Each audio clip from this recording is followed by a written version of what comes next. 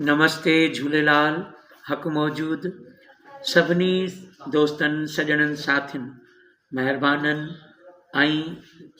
सभिनी शहरनि जी पंचायतुनि खे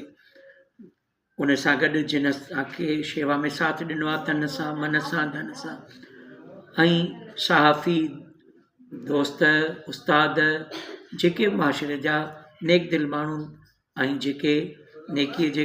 कमनि में अॻु भरा हुजनि था, समाजी वर्कर्स